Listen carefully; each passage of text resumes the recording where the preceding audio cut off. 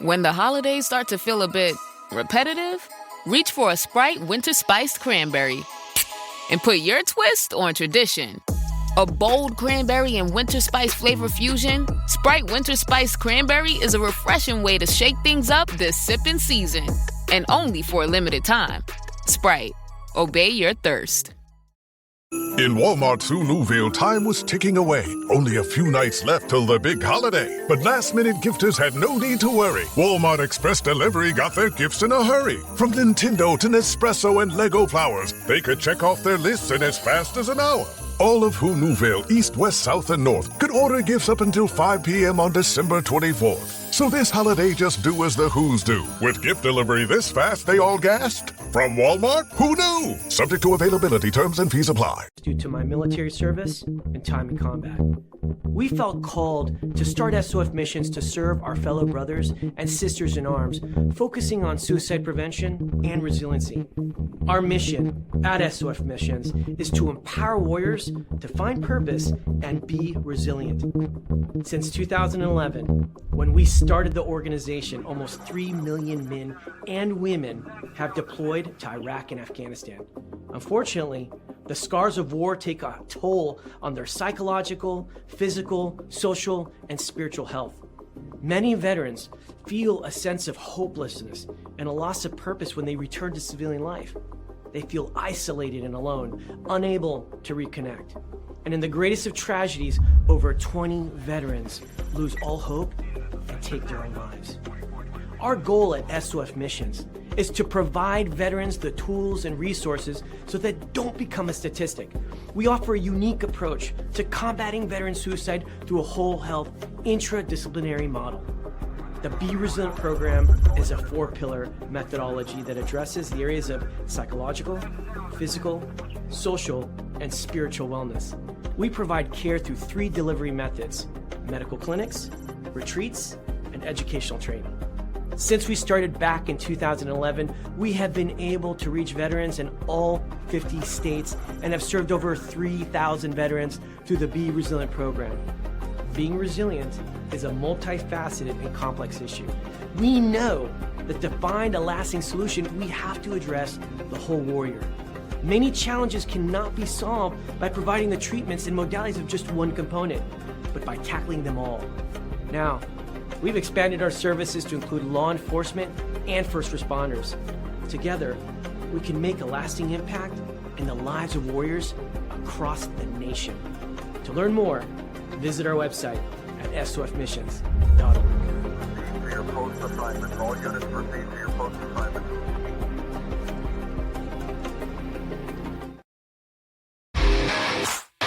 All right. Welcome back. Misfit Nation. The Misfit Nation show. We are a show founded by a veteran and hosted by 2 veterans and a military spouse. Our mission is to get people to tell their stories to the world. If you're an author, share your tips with the Misfit Nation. If you're a musician or an actor, our audience need to know how they too can get into the business. Coaches, we love our coaches. Come on and share your tips with the Misfit Nation to help them become better versions of themselves. If you are a corporate leader or an entrepreneur, come on and show how you did it and how hard you have fought for success. If you are a veteran, first responder, or Gold Star family, we would love to have you come on and share your story with the Misfit Nation. We always have time for you. If you're feeling down, alone, or starting to see the darkness, stop. Think about those who are around you. You are not alone. You will be missed. If you feel like your problems will be a burden to those in your inner circle or feel embarrassed, dial 988. If you are a veteran, take option 1. We need you to keep pushing forward. Don't make a permanent solution to a temporary problem. If you are a new listener, welcome to the Misfit Nation show. Be sure to subscribe to our show on your favorite podcast app. Also on our YouTube channel at @the_Misfit Nation. Subscribe and click the bell to keep you up to date on our latest episodes and all of our news. You can also find us on Heroes Media Group and About Face Radio. Now, let's get to the show!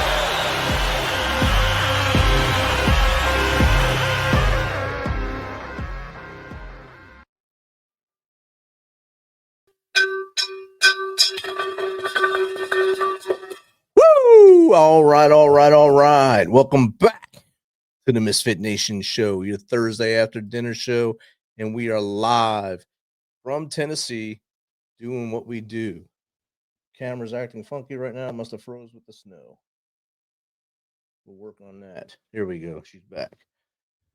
Well, we are live in Tennessee doing what we do. Thank you for taking your choices tonight and picking us over the Thursday night football game or whatever other sport you wanted to watch tonight. Tonight we have a more disheartening news coming in the world. A 33-year-old man decided to end his life in the parking lot of the Audie Murphy VA down in San Antonio, Texas today. As you recall, just last April, another 54-year-old man did the same thing in that same parking lot. This is no longer just a number of 22. This is more of the pandemic than that COVID thing was. We're losing way too many veterans. We're losing way too many people. If you are feeling the darkness, don't hesitate to reach out to your inner circle. Let them help you before it's too late. If you don't want to tell your friends, those 3 names that are on that little card that's in your wallet, dial 988. Get the help you need. Let someone help you. If they don't help you or you don't want to talk to them, contact us here at the Misfit Nation. info@themisfitnation.com, jake@themisfitnation.com, or steven@themisfitnation.com. We'll keep you on the line until we get to your help you need. We don't need another statistic like today. A day tomorrow with you is 100% better than one without you. Let's get through this, men and women. All right, Misfit Nation. I told you it was solemn. It's not a good thing. It's not something that we love to deal with every day. It's a horrible news story. But tonight we have a great story of a United States Marine Corps veteran. His life is all about vision, intention, and purpose. Like I said, he is a USMC veteran, 4-time bestseller, and the founder of the Strategic Boardroom, where he guides Christian entrepreneurs and married business owners to build systems that actually support their values and their families. He is the creator of the V.I.P.E.R framework, which we'll go through during the show, a method designed to help leaders align their vision and execution with what truly matters.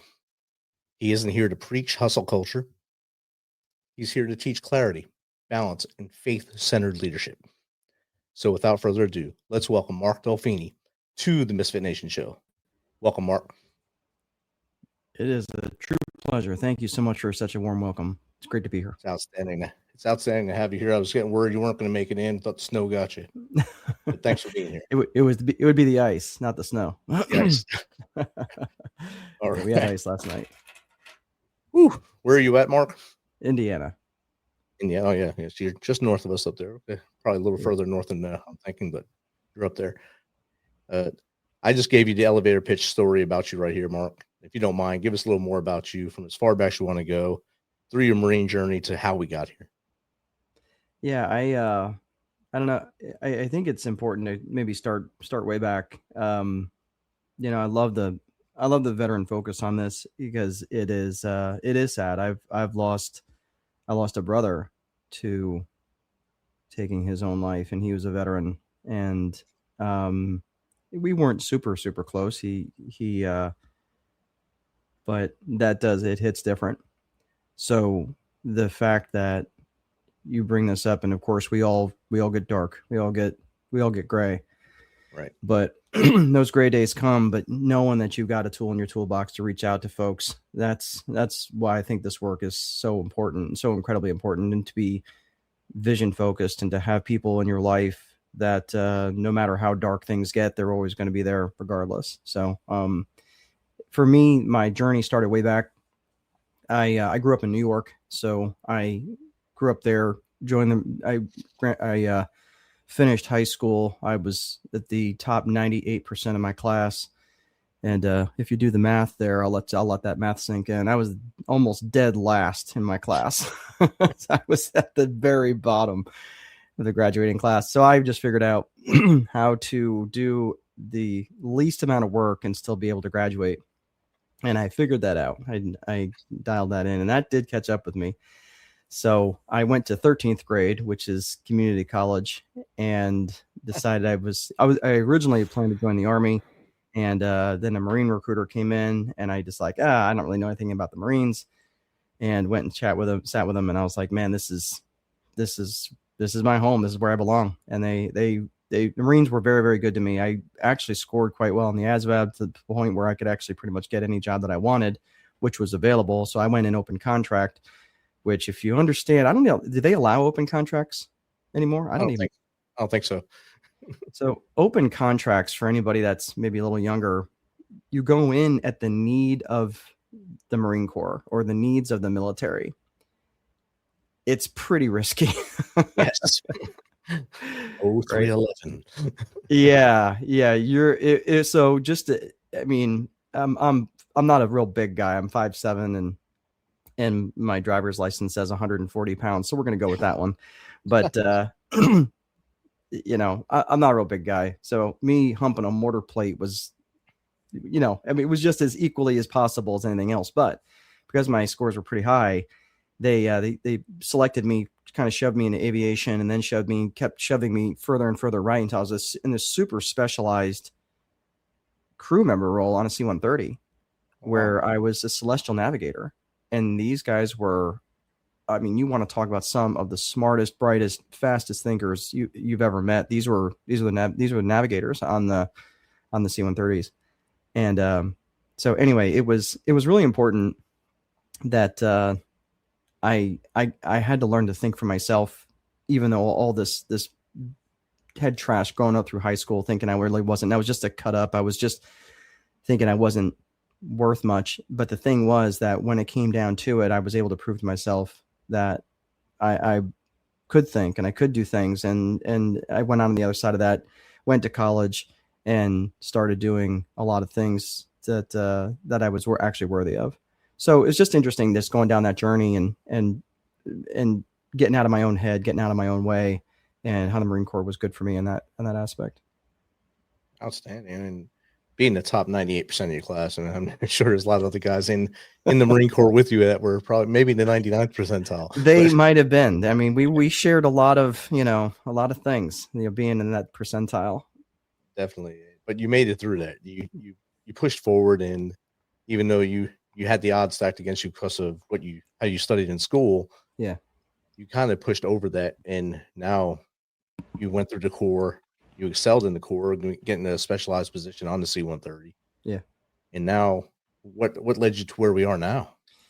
You know, I would love to say that it's just one of those linear progressions where you're just like, oh, because of this, then this, and then because of this, then this.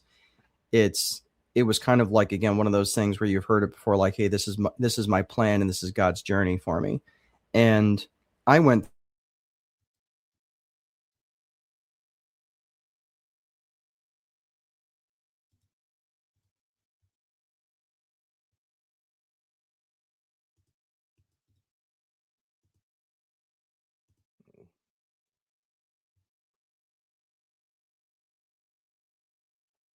Can you hear me, Mark?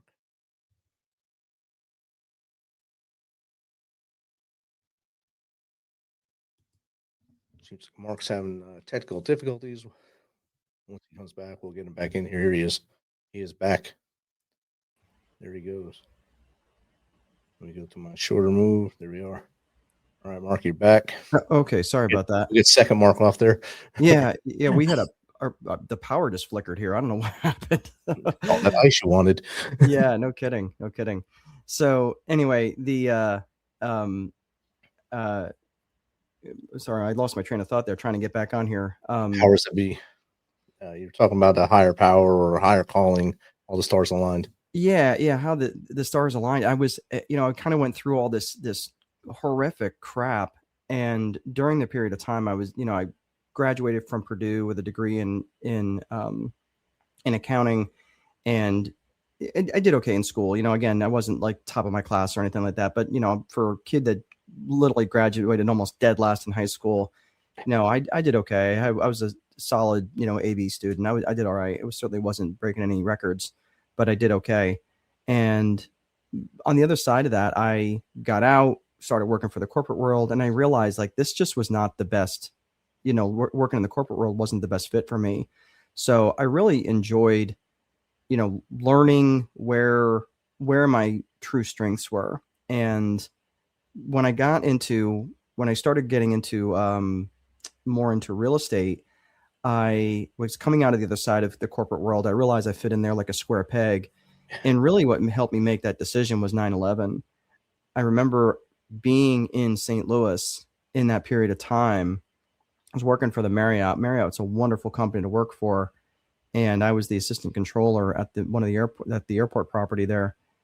And I recall driving to work and hearing that a plane had hit the World Trade Center. And having grown up in New York, I was like, wait a minute, that's a pretty big building. Like I was thinking that what everybody was thinking was a little puddle jumper, was it foggy? Like, there's no way you can miss that. Like, was a pilot in distress?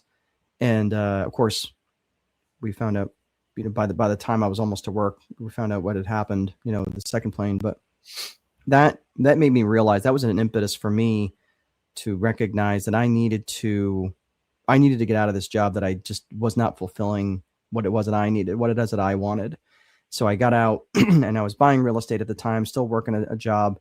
And when I went into the the recession in 2008, I had about $6.5 million worth of real estate that I had built through a hodgepodge of wheeling and dealing and creative financing, only to get to the other side of that. And I turned that $6.5 million in portfolio, the $6.5 million portfolio, into about $1.5 million in about 8 months. So for my next trick, it was horrific. And that was the thing that really stuck out for me and in that learning experience. And I was thinking, oh my gosh, why am I going through this? Like, this was just horrific. But all during that time, I realized that these were just learning experiences for me to go through. And looking back, and it wasn't within 6 years after that I had published my first book, which was The Time Wealthy Investor.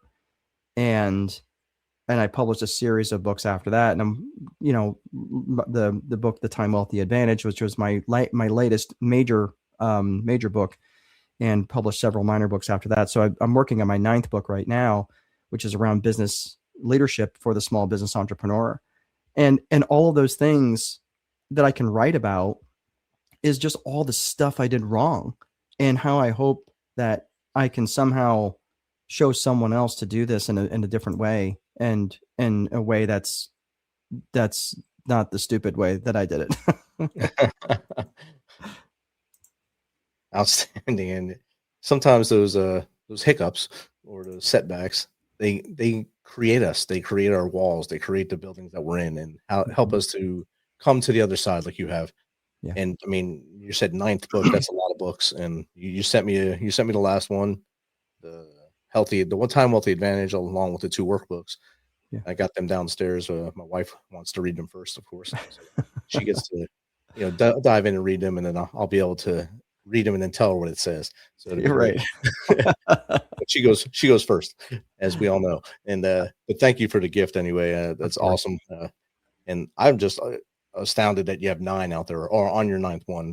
It's a lot of work. For those who don't know, it's a lot of work to put these things together, and especially what you said you're doing it for, to help others not make the same errors or have the same setbacks you did. Do you wish someone did that for you on your climb up? Yeah, and a lot of people did. The problem is, humility is a pretty heavy burden to carry. Yes. When you're trying to carry things like pride and arrogance alongside with it. So usually humility is the first thing out of your pack when you're humping. And that's the thing that I wish that I had learned a little earlier, is the fact that I didn't need to know everything. And it was okay that I didn't know it. And it was okay that I showed that I didn't know it. But during that period of time, I was also recognizing that as I was being put back in that forge, that I did need to reach out for help, that I couldn't pull myself out of that darkness by myself. And I did. I got real low, but I had some really, really good friends that reached out to me and just were checking in on me all the time. And and this is why it's so important to have that network in advance. because many business owners, especially vets who are business owners, generally what I see among business owners and particularly veteran business owners is that they're really smart and they have a really good work ethic. And the problem with that is that they're really smart and they have a really good work ethic. Right? Because they think, hey, I'm smart. I can figure this out, right? Adapt and overcome, right? All that. And they think that every problem that shows up is a problem for them to solve. Right. Dude, what did you learn in the military? Like use your leadership. It's not a who question. It's not a how question. It's a who question. And not every question and not every problem that shows up at your door as a business owner or as a business person is yours to solve. It needs to be solved, but it doesn't necessarily mean that you have to solve it. And because you have a really good work ethic, they'll work 22 hours straight on solving that problem. And meanwhile, everything else behind them is on fire, like, so ask me how I know. I'm just, I think I know you right. Yes. And I think the other thing you mentioned pride before and not being humble enough to say you need help. A lot of veterans will not ask for that help and they'll try to do everything themselves in that business, or they won't let an assistant manager take over, or the manager, as they're the executive, take over and just sit back and say, okay, what did you do to fix it? And that's a big thing that gets in our heads, that we have to do, like you said, 22 hours a day, and then everything else is on fire because you're trying to fix that one problem and all the other ankle biters just launched on you, around you. Yeah. It's hard to get them all out. Yeah, it really is. And that's when things like stuff at home starts falling apart and things, faith takes a backseat because there's not time for church. There's just stuff like that. And I'm not a, punch you in the mouth Jesus kind of guy, but faith is a big deal. It's foundational for me because I've been on the other side of that, where me and my bride were just a train wreck. And, it like, Hindenburg crashing into the Titanic sort of thing. And it was just, we were horrible and we had no reason to survive our marriage. And the thing was like, the reality is, when things aren't right at home, things aren't right anywhere. Right. And I know what happens a lot of times is when things aren't right at home, you don't want to go home. So you end up finding reasons to work an additional 8, 10, 12 hours, even though you don't necessarily have to. And what destroys love isn't hate. What destroys love is hurry. Yeah. And that, you're hurrying around, and I get it. We have 3 kids, a 20-year-old, a 17-year-old. Those are the boys. And then we have a 3-year-old little girl. Woo. What happened? And I'm 53. Like, I did not do the math on that equation. There's that 98% again. But she got the best of the 2%. I'll tell you that. She's a great kid, and and we have great kids. The boys are phenomenal. They're doing good. They're doing well. And for the stage of the life that they're in, we're super proud of them. And Lily, she's just a lot of kid, man, but that's the thing, that I want to spend as much time as I can being intentional with them and being present with them. And when you're hurrying around, you're not present, you're not taking that time. So that's where I feel like it's just really important to be intentional and have that time wealth, have that ability where that business delivers your vision, not you working for it. Yeah, I think the great Ferris Bueller once said it, you have to stop every once in a while and look around or you're going to miss stuff. And what a great philosopher. Yeah. He was amazing. 1985, I think 84, 85, he brought that up. But that's right. It's a quote that it lives on, because you have to stop. You have to stop, smell them roses, look around you and soak it all in, or you're going to miss stuff. Especially now you have a little one there, a 3-year-old, you're going to miss stuff. And that's a lot of moving stuff at that age. And it's going to just get faster. With a girl, it's always faster. And the wallet gets a lot thinner, but you're going to be all right. I feel good for you. That's right. Got to sell a lot more books. Yes, definitely. Or Girl Scout cookies as she gets older. Hey, whatever. Yeah. Put us on the list. In the beginning of the show, I talked about your V.I.P.E.R method. let's dive into how you got into the V.I.P.E.R, how you came up with the V.I.P.E.R framework, and what led you to come up with it and make it, I guess, stick. It originally started as the VIP method in my first book, The Time Wealthy Investor. The Time Wealthy Investor was written for mom and pop type operations who had rental businesses and were or property management companies and were just buried in the day-to-day stuff.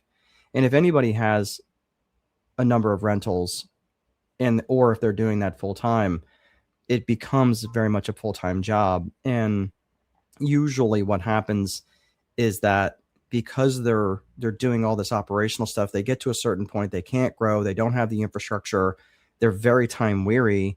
And what they have done is create this miserable job for themselves that they can never take a vacation, they can never be without their cell phone, they can never just be off. And I remember those days very, very well, that every time my cell phone rang, I just got that awful feeling. And, oh man, it's just, what is it now? And what's the excuse du jour? Your grandmother died again, or, your cat needs a whiskerectomy, it's just all this stuff. Right. So, after recognizing all the 5 million mistakes that I had made, I got to the other side where I was doing property management and we were doing pretty well. And I really felt a shift in me that I felt like I needed to do this. I wanted to write something. So I started to write, and that took me quite a while, but then I broke it down into this framework of, first and foremost, is vision. So one of the things that I look back at, and it was just so serendipitous how I landed in navigation of all things, because navigation it's basically mission planning. It's figuring out what the capabilities of this aircraft could do based on what needed to get done. And that was just super cool. And that's just the way I had always thought my whole life, kind of what's the end goal? What's the goal? And then what's the strategy? It's goal, strategy, tactic. What's the thing that where you're trying to go? What's the strategy to get there? And then what's the individual tactics that you're going to use to implement that, to affect that strategy. So for me, it was just very natural, navigation once I got to, beyond just the job, but more of the mission planning stuff, which is something I really, really enjoyed. But I also knew like my time was coming to the end of the Marine Corps, and I was, wanting to move on. But as a strategist in business, that stuff I lived for every day. And knowing how to navigate certain things was just really, really good. And I really felt like I had some really, really good officers, if you will, of the company that were really running things. And it just left me with not much to do. So, as every business owner goes through this identity crisis, when you've hired all your replacements and there's nothing left for you to do, it's a great place, but it's also extremely lonely, because you'll go in and start effing with things that you have no reason to be effing with. And they're like, dude, what are you doing? Stop messing with things. Go write a book or something. Right. You're good at that. Yeah. Yeah. So that framework, that VIP framework, is vision, infrastructure, process. And that's what I wrote about in that first book. And that really helped me gain a lot more clarity for the full V.I.P.E.R method, which was the addition to that, which is the execution and reporting. And the reason why the V.I.P.E method worked well in that book, in the Time Wealthy Investor, is because it was already laid out for property managers and business and landlords.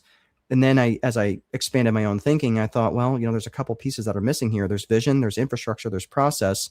So as I'm breaking that down, okay, that like vision is where you want to go. Infrastructure is the bones of the business. You've got processes. Let's see, that's the day-to-day stuff. Okay. And then I got thinking about it. I'm like, yeah, but there's more than just day-to-day stuff. If in the vision piece, you've got two components. In infrastructure, you've got a couple components there. There's process, which is tactical and strategic, which is kind of what I just laid out. There's got to be an execution piece, right? Because that's where all planning falls apart, is in execution. And then I'm thinking, okay, well, there's got to be some sort of accountability function. There's got to be some sort of reporting function. And that is how you just check and track your progress. So the V.I.P.E.R methodology, the V.I.P.E.R framework, from top down and back up again, it works. It works no matter what the business is. That's outstanding. I think someone is asking a question of you from the audience here about the V.I.P.E.R framework. It's from, let's see if I get it come up. There it is. At Medicoma Rules. How did your time in the Marine Corps influence the creation of the V.I.P.E.R framework? Thank you, Medicoma. Yeah, that's a really good question. I think it was kind of I think what it really helped with was the strategic planning part. And I'll explain that here in a second. So that you've got the vision piece, which has two components, right? Personal vision, business vision. The personal vision is where you want to go, right? It doesn't have anything to do with income generation or anything like that. Like, what would your life be if you didn't have to worry about income generation from a day-to-day perspective? If you're looking at business vision is made up of three components, right? There's core purpose, core values, and client avatar. And core purpose is about specifically what do you do? Like, what is your job? What problems do you specifically solve? And it's really important that you're as specific as possible, because when you're real loose on that, when you don't know the mission, I'll tell you what, the worst time in the Marine Corps, and I think every Marine knows where I'm going with this. My worst times in the Marine Corps was when I was like at a duty station, and it was really super early, and no one knew. Like, we were just getting formed up. Like, no one knew who was doing what. Everybody's dad was a congressman or a senator. Like, it was just awful, right? Every dad was a billionaire, right? It was just one of those. It was awful. Literally, I was at Separation Company getting ready to be released, and I came in from Okinawa, and I think it was in San Diego. I don't remember, but I literally blocked this out. I tried to, and it was literally just 3 days of just finding stuff for us to do, because they right. It was just terrible. So when there's no purpose, it was just terrible, and it doesn't translate into more clarity for your customer if you're not clear on your purpose, specifically what you will do and what you won't do.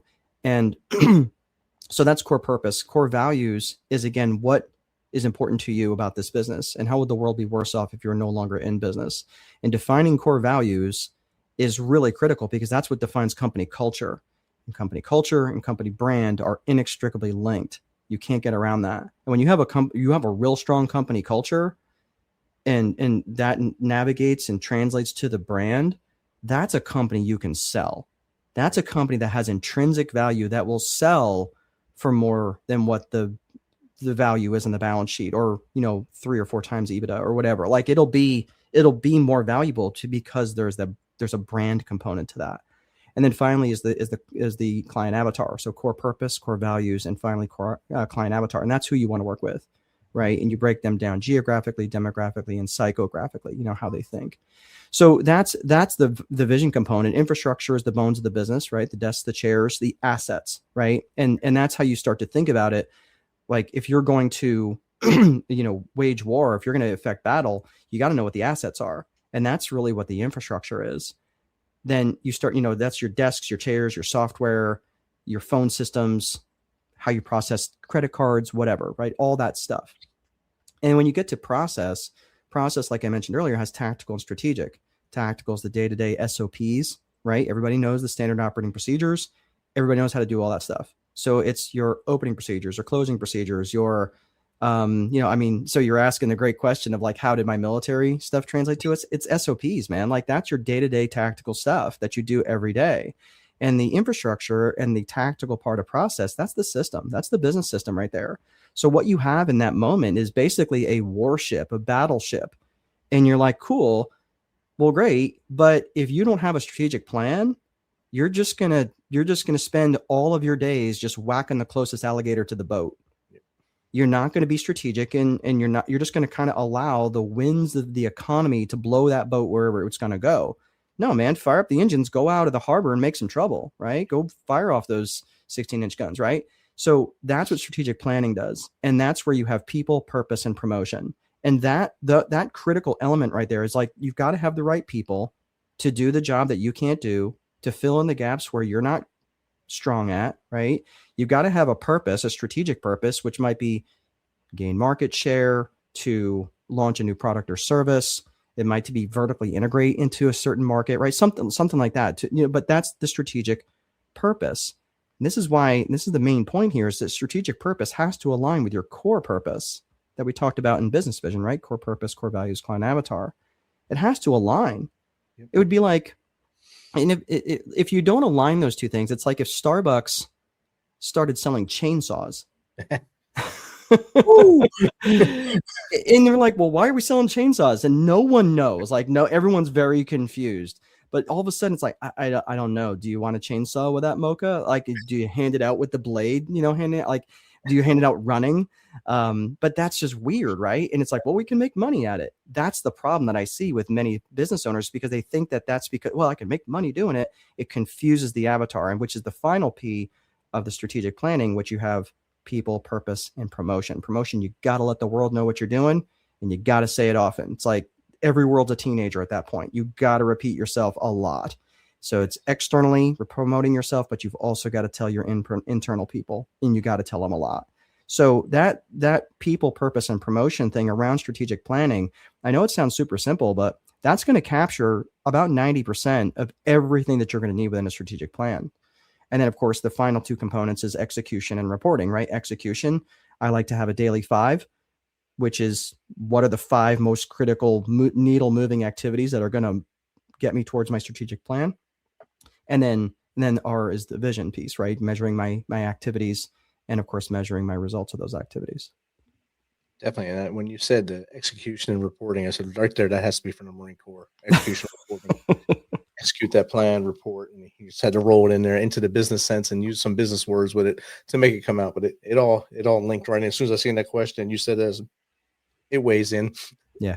Because that always comes to light in every mission you did while you were in the Corps, and then probably just the few years right after that, you always had that mission and purpose in your head. What are we doing today? How do we get through it? And how do we get to that finish line? Yeah, that's right. That's how we all operate as we come out of the military. And as we start those businesses and we have those dream book and say, I want to start business X because I love doing that. That usually gets some people in trouble doing something that they actually love to do, like maybe opening a bar when you drink a lot. That's not a good idea. Yeah. What other things have you seen people trying to coach through business? What kind of mistakes have they been making that you can try to help them through? So there's 2 main components to business that I have come to figure out. And it may be obvious to most people, but again, I'm a little slow because sometimes the orange crayon takes a little while to digest. That's just the one that sits the heaviest on me. But the thing that I feel really strongly about is there's 2 main components to business. There's the systems component to a business, and there's the psychology component to a business. So systems and psychology, and they have a symbiotic relationship with one another. As complex and complicated as the systems piece can get, it also is pretty simple, right? It's infrastructure and process. There's really not much more to that. Psychology is a little trickier, because in a business endeavor, you have, and especially when you're dealing with an entrepreneur, solopreneur, or even a micro business owner. I call a micro business owner as someone who's got less than 20 employees.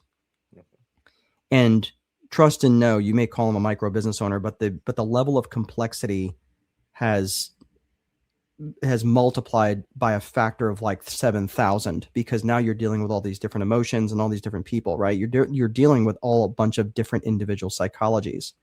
So when you're looking at business, you've got this psychology side of it.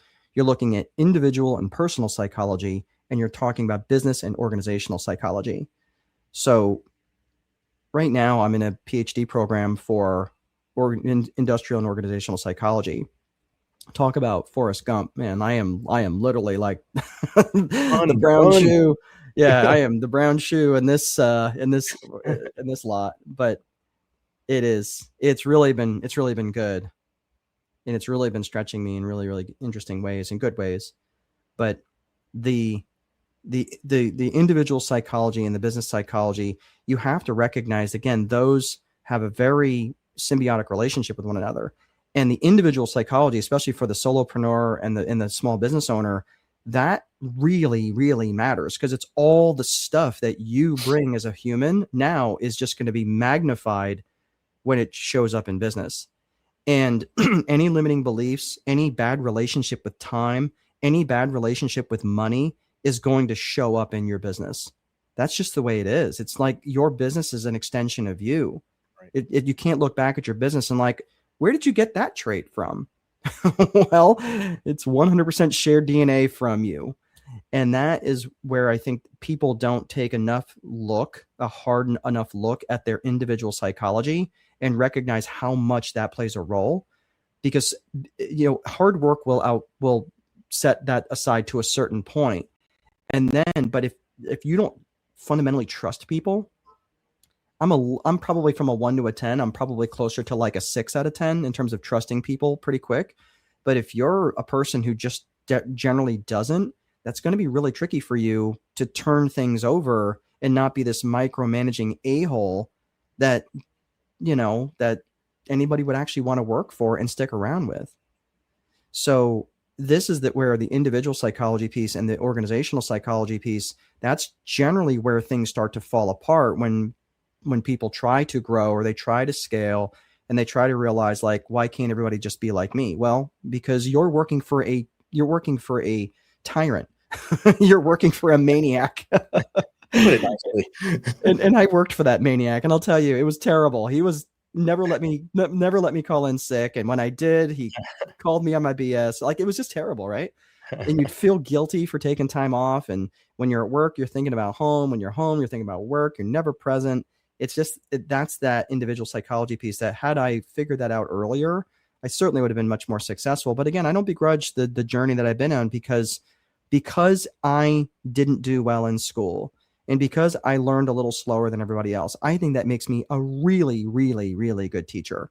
Yep. And I'm able to communicate it in ways that people can go, yeah, I get that. I understand that. So I just think for anybody that's out there that's struggling is recognizing, I think personally that the silver bullet is education. Yeah. And I mean education. I'm going to go on a rant here for just a hot second. I'll sit down. Just take a knee. It's going to be, I'll let you know when you're ready. Take some water. But real quick, when people call it education, they think like, oh, I listen to podcasts when I'm, driving or something like that, which is great.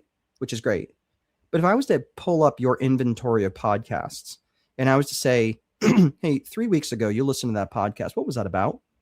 Ooh, yeah. Would you be able to tell me? How much did it transform you? Right. And if what you're doing is not transforming you, that's not education. And by the way, since we kind of started out on the track of talking about mental health, I look at when you're working with a counselor, a therapist, a psychiatrist, a psychologist, whatever, that's another form of education. It's teaching you how your brain works. It's teaching you how your mind works. And when I was seeing someone, I was like, oh, so that happens and then that happens. She's like, yeah. I'm like, cool. And then we had an amazing relationship. She was just a super, like, she just got it, right? But then every now and again, I'd call her back and say, hey, you got a few, can we chat? She said, sure, let's set up a session, right? And that was the way I really learned how my mind worked in terms of everything from ADHD to codependency. And then I started my own education. So I hear that a lot, like people like, oh yeah, I listen to audio, or I just can't do books. Okay. I get it. But I'm just saying, what are you doing to actually educate yourself and not just be entertained? It's true. That's a great point right there. And while you were asking that, 2 questions came in. One, I think you just answered really well, but I'll just give them some airtime here. I'll throw them on here. Greg82 said, what's the biggest mistake entrepreneurs make when their business starts growing faster than the systems? I believe you just answered that pretty well. Well, if I can hit that for one just quick second here, right? One other thing, in addition to what happens, is that business owners will start growing faster than their ability to generate cash. Now, again, my background's in accounting, so I'm going to try not to get super nerdy on, balance sheet, income statement stuff here, right? But what happens? You're like, oh gosh, like we all the listeners just left. Sorry, Mark, we're not talking to anybody right now. Wow, you say the word accounting. You have a crazy effect. Like, wow, that is amazing. Yeah, let's talk about all the quotes from Lucius Seneca. But in the ability to generate cash, what happens is, because the owner tends to be so focused on growth and not paying attention to profitability, is that they start growing faster than their ability to generate cash to fund that growth. So many times what happens is they fund it with very expensive debt, which is credit card debt.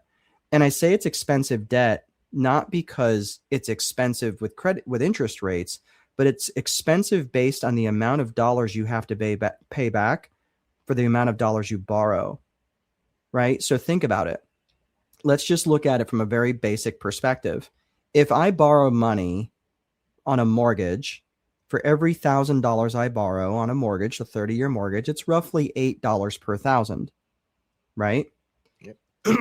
If I look at $1,000 borrowed on a credit card, right, the minimum payment is usually somewhere between 2 to 3% of the outstanding balance.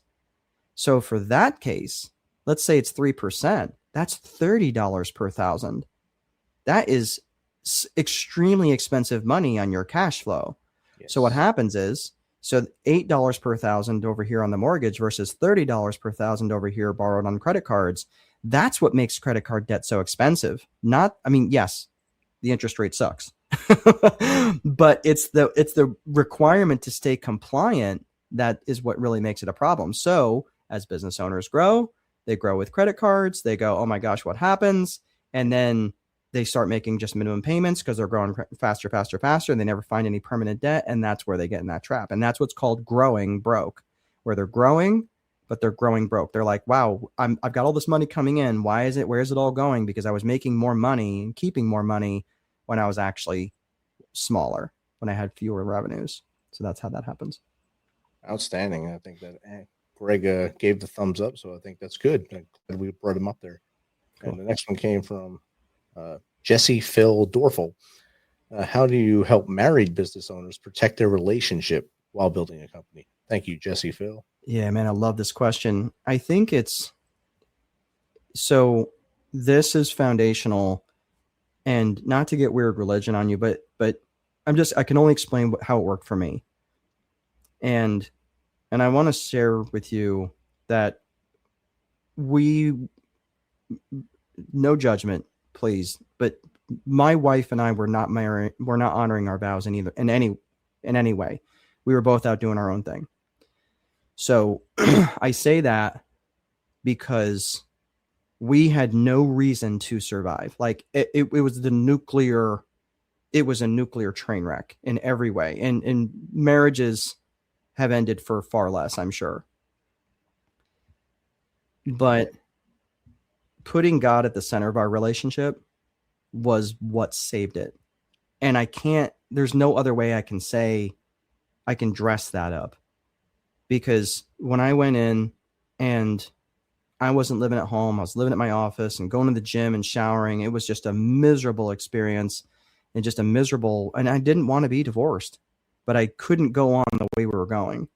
And finally, we just got real clear about what we wanted our vision to be for our marriage. And that would be one thing, again, when I talked about personal vision early on, go back and discuss with your guy or your gal what you want, what's your vision for your marriage. And assuming that you both share a defined set of core values and your core values are in alignment, that was the one thing that I could say between, my bride and myself, Jen. We always shared the same set of core values. And because our core values were in alignment, there was something that was still workable, but we still made time for ourselves. And prior to Lily coming along, we had lunch with each other every day, and we didn't talk about business. We just sat and watched. I think Criminal Minds was the rerun of the day, and we had leftover spaghetti, and sometimes we talked and sometimes we didn't. But these were the things that we did. And we were really super intentional with our time, not talking about business, because here's what happens when you are a married couple that is in business together and you have like a date night, that becomes a de facto board meeting for the business. And sometimes you have to work at this and have like a little cheat sheet of things that you can talk about, because the business is so easy to talk about because it's always there. And you're there at business, and one person's on the phone with an upset customer and the other person's trying to text a worker about, to take care of something else. But that's why I'm saying, like, you've got to be brutal about protecting that time. And when you're together, it doesn't become just this other board, like I said, this de facto board meeting of two people who are business owners talking about the business. You may as well just stay at home, or you may as well just go to the office and worked rather than go to Applebee's for date night. Right. I think it's the same thing when you have coworkers and then you go out and all they want to do is talk about work. Yeah. It kind of blinds you to anything else that's out there, and you don't want to do that no more. So you get disenfranchised from being out with them. You have to find another friend group, basically. Yeah. So that you're talking about something other than work and complaining about the same things you complain in the office about while you're trying to have a good time. Right. We'll take one last question from the audience. This is from Karen from Kentucky. For someone feeling overwhelmed, what's the first step to reclaim margin in their life? Thank you, Karen. Yeah, that's a good question. I think that when you're using the word overwhelmed, that's a strong word to me. And I think the main thing what I would do is I have to look. Usually, where overwhelm is coming in is because there's too much going on in my life. There's too many things in my life, and that's where that overwhelm, for at least for me, that's what's been true for me. So having a really clear vision for what I want, this is where I go back to vision again. And sometimes you have to recognize that there are certain things that you want, but they're not higher order things. So you might say, yeah, right. Like, I'll give you a great example. Like right now I'm in a PhD program, and they have it broken down into quarters, which I've never heard of that before, but this quarter it's kind of a ball breaker. Like this is a rough one, right? And then I have a residency right after that. Well, I may need a lighter quarter after this one because it's a lot and I'm missing a lot of time with family and all these different things. But I also recognize, like, hey, this is also the long game. If I needed to drop off one of my courses just because it's too much, I have no problem with that, right? I'm not quitting, right? But one course might just need to go away for this particular, or one course may need to go away for this particular quarter. But this is why I go back to my vision. And it's also important that I enroll other people into my vision. So this is important. So, Karen had mentioned that she's feeling overwhelmed. That tells me that she's probably got too much on her plate. And having too many priorities has the same impact as having no priorities. And it's important that you recognize what are the things that in your life that really aren't priorities, but they just keep showing up on your to-do list.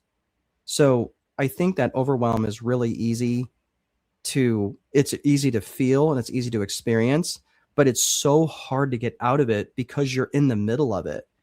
And that's where you might need someone else to really help you. And it could be someone who is a good coach, a good friend, a good mentor, someone like that. You might not be able to see it yourself, Karen, because you're just too close to it.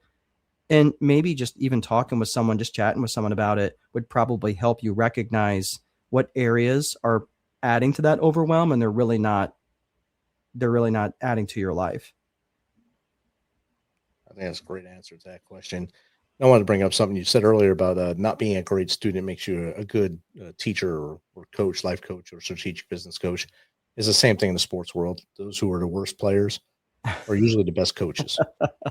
Yeah. Those who can't coach, they teach gym, but Yeah. it's just a weird synopsis that's almost in everything in life. If you're the person that's in the group that's not doing the best at it, you're usually the one that's going to be able to regurgitate what was taught to you, because you might have been bored. It just wasn't doing anything for you at that time, but you were soaking it in. Yeah. So as we start to close here, Mark, we're 55 minutes in. We asked 2 questions to our guest as we start to wane off here. The first one is, what's the best way to get in contact with you? If any of the audience wants to get in contact with you, just to pick your brain like we did, or if they want you on their show, because a lot of them do have their own shows. Yeah, I've got so my website is strategicboardroom.com. That's generally where a lot of easy ways to get in contact with me. I have a school. My school link is on there. So if anybody wants to go to school, it's SKOOL. You can find me on there, and it's a free community. So if anybody has any general questions, you don't have to pay anything to be in there. It's nice. It's school. I literally picked like the worst URL too, because I didn't realize I would ever actually have to say it. But here we go. But it's school.com/the-time-wealthy-advantage. So it's basically the book, but with dashes in the middle. But it's pretty easy to find me. And I'm also on all the socials. So if people reach out to me, just letting you know in advance, if you send me a friend request, I always say, who are you? Because I want to know who the heck you are, because apparently I'm a really big deal among fake accounts. Wow. Listen, man, I'm not here to brag, but I'm kind of a big deal among fake women accounts. That's outstanding. That's something to get a trophy for, I think. I feel that I should. I just feel like, at this point in my life that would do it for me. But just reach out. Don't be weird about it. Don't be weird about it. You can also get your book on your website as well, right? Yeah, of course. Awesome. Yes. All right, and our last question. This one might be a softball for you. What's 3 things the Misfit Nation, the audience, my other hosts can start doing tomorrow that can make them better humans? I think first and foremost is have a God-centered life. And if you've got, and understand too, is that I recognize that there is a lot of trauma out there around religion and everything else, but just recognize that we have a God that loves you. And I think that's really important. And I'm not I'm not that guy. But I really recognize that when you realize the abundant love that's out there just for you, I would focus on that first and foremost, because everything else is just of this plane, of this domain, and it's going to fall away. Secondly, focus on that personal vision and take the time to do the damn work. Most people don't put together a personal vision because it is a lot of work. And they will also recognize that when you're putting that vision together, they start to recognize how much they don't necessarily like themselves. Because when you start to put together a plan, it starts to show you who you are. So, but force it through, like just take the time, keep doing it. And that will, and who you want, not necessarily what you want for your life, but what do you want your relationships to look like? What do you want your vision? What's your vision for your marriage? What's your vision for your relationship with your children? What's your vision for your relationship with God and other people that are super important to you? And I think lastly is just lean into learning, educate yourself with as much as you possibly can. There's a law called Ashby's Law of Requisite Variety. And Ashby's Law of Requisite Variety, what this means is that for any given problem, the system has to be more complex than the complexity of the problem. So when you're taking the time to educate yourself, if you feel like you're stuck in a rut, I always tell people, man, go open a book. Open a book that's going to expand your sphere, your knowledge, or something, because we have a really unusual spot on this planet that we can learn things, and we can continue to learn things from all the way to the day we die. And that is what's really cool about what we can do. So take the time to lean into your learning, and that's really going to expand your presence here and your sphere here. So Those are my 3 things. Outstanding. And I shared all 3 of them in the chat, typing as fast as I could as you were speaking. So I think I got all the words spelled correctly this time. Now that I have glasses on, I can see what I'm typing. So this is great. And I've shared all your links throughout the show, if your website plus all your socials that you shared with me. It's all been shared in the chat. It's also in your website. Links is in the show description. Mark, thank you for hanging out with us tonight and sharing your wisdom with us.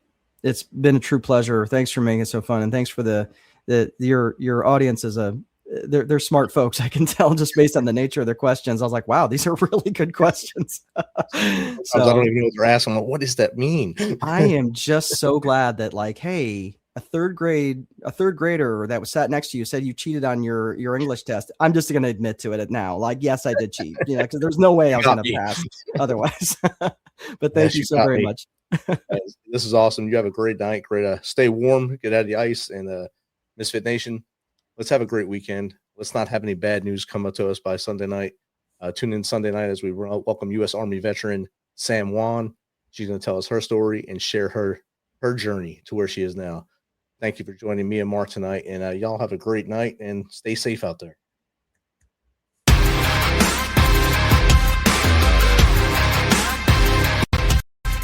Thanks for checking us out and being a part of the Misfit Nation show. Don't forget to visit our website at themisfitnation.com. That's themisfitnation.com. Check out all our past episodes and get some of the great Misfit Nation gear for you and your family. As always, be humble, stay hungry, and keep hustling, because we are Misfit Nation. Misfit Nation.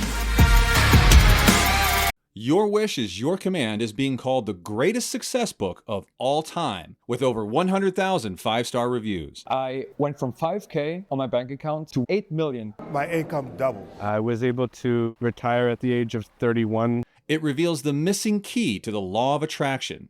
Your Wish is Your Command is now available on Amazon. Search Your Wish is Your Command on Amazon to get your copy today. Did you know a lithium-ion battery fire can spread in seconds? The devices we carry every day, in our pockets and onto planes and trains, can pose serious risks to yourself and those around you if not handled correctly. Keep all battery-powered devices like phones, tablets, headphones, chargers where you can see them, and look out for warning signs like overheating, swelling, or strange smells.